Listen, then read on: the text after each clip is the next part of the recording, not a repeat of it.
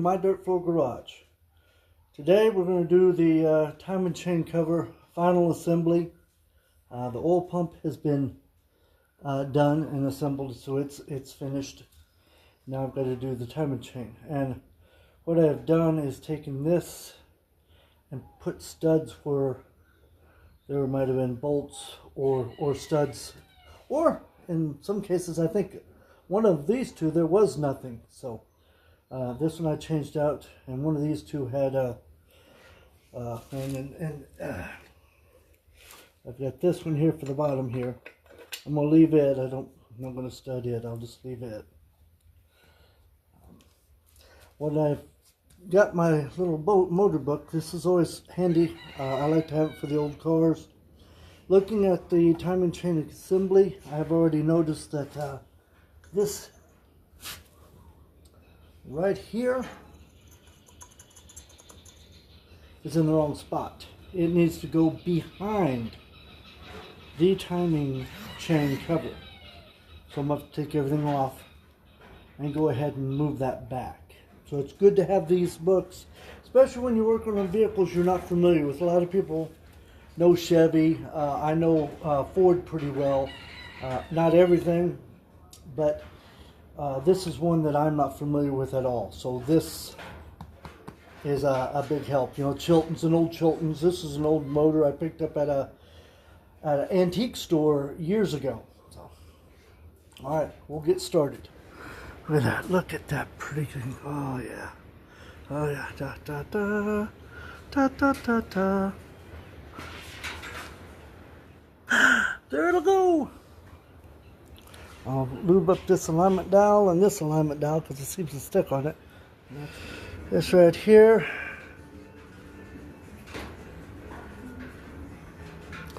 And this right here.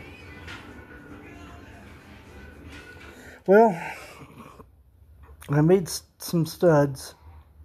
I need to take everything back apart now. This is one thing. It's like, oh, it's all together, but it's not finished. I got to take it all apart. Put RTV on all the threads for the studs or anything that's going into the block, just in case it's going into a water passage.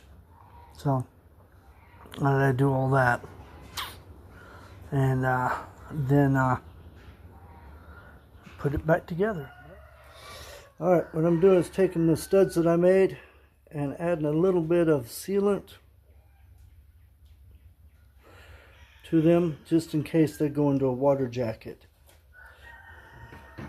The whole thought process behind that is they'll not be taken off again.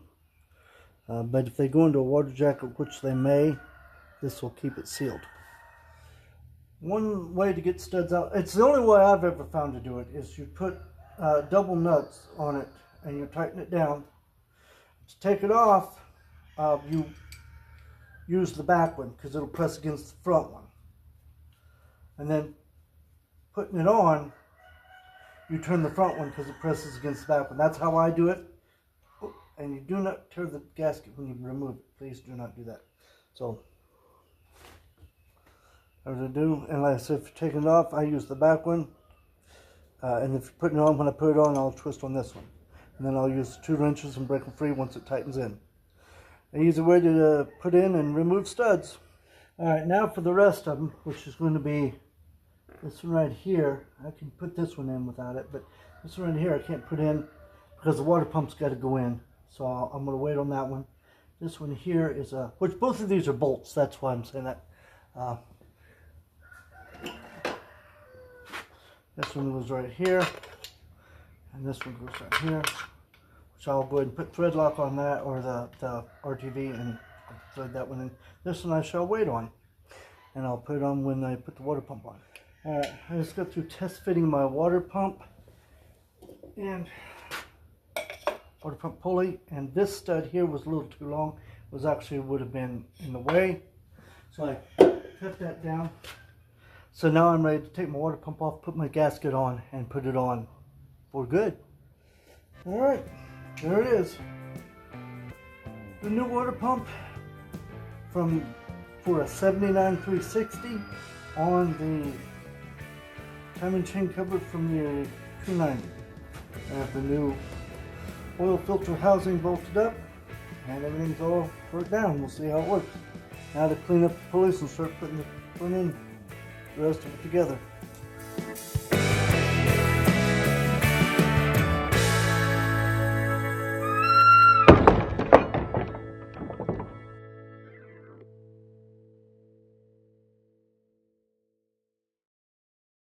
Matt.